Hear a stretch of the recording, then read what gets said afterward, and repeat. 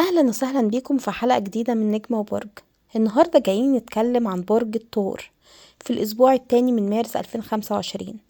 الأسبوع ده فيه تطورات كتير وفيه فرص حلوة محتاجة منك تكون منتبه ومستعد، فركز معايا عشان تعرف الدنيا ماشية ازاي معاك. الأسبوع ده يا ثور عندك هدوء نسبي بالمقارنة مع الأسابيع اللي فاتت، ودي حاجة كويسة لأنك كنت محتاج فترة تهدى فيها وتراجع قراراتك. عندك طاقة تركيز وإبداع، ودي فرصة ممتازة إنك تنجز حاجات كنت مأجلها. فينوس كوكبك الحاكم في وضع داعم ليك، وده هيأثر إيجابي على حياتك الشخصية والمهنية. استغل يا طور هدوء الأجواء في التخطيط لقدام، ما تكسلش، عشان انت لو سبت الأيام تعدي من غير ما تتحرك هتلاقي الفرص بتضيع منك.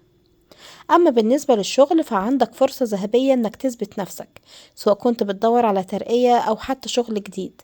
الناس بدأت تلاحظ مجهودك وإصرارك، فما تستغربش لو لقيت دعم أو تقدير فجأة. أما بالنسبة للفلوس فالأسبوع ده مناسب لترتيب ميزانيتك والاهتمام بالمصاريف. لو كنت بتفكر تستثمر في حاجة جديدة خد وقتك في الدراسة وما تستعجلش في القرارات. احتمال يجيلك فلوس من مصدر غير متوقع، بس الأهم إنك ما تصرفهاش بسرعة. أما بالنسبة للصحة والطاقة فطاقتك كويسة، بس عندك شوية إرهاق نفسي بسبب التفكير الكتير.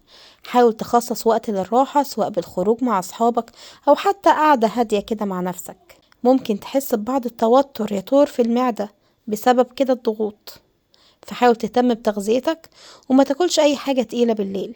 نام كويس عشان قلة النوم ممكن تأثر على مودك وتركيزك. هنا بقى أهم جزء اللي هو الحب والعلاقات. يلا نشوف وضعك العاطفي الأسبوع ده ايه يا طور. للمرتبطين الأسبوع ده هيكون في تواصل أفضل بينك وبين شريك حياتك. لو كان في مشاكل الفترة اللي فاتت ده الوقت المناسب إنكم تحلوه بهدوء. فينوس داعم العلاقات، فحاول تستغل الطاقة دي في تحسين علاقتك. خليك يا طور رومانسي شوية، حركة بسيطة كده زي رسالة حلوة أو خروجة مفاجأة هتفرق جدا. لو الشريك متضايق حاول تحتويه ومتضغطش عليه بالكلام.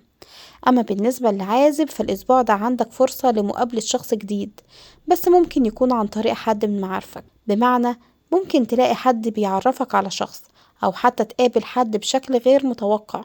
المهم ما تقفلش على نفسك وخليك مستعد إنك تتعرف على ناس جديدة.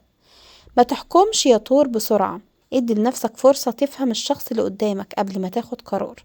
لو عندك مشاعر لحد ممكن يكون الوقت مناسب انك تبين ده، بس بطريقة ذكية وما تكونش مباشرة كده بالزيادة. الأسبوع ده يا طور فيه فرص حلوة ليك، سواء في الشغل أو الحب أو حتى الفلوس. استغل الهدوء في انك ترتب أولوياتك وتاخد قرارات صح.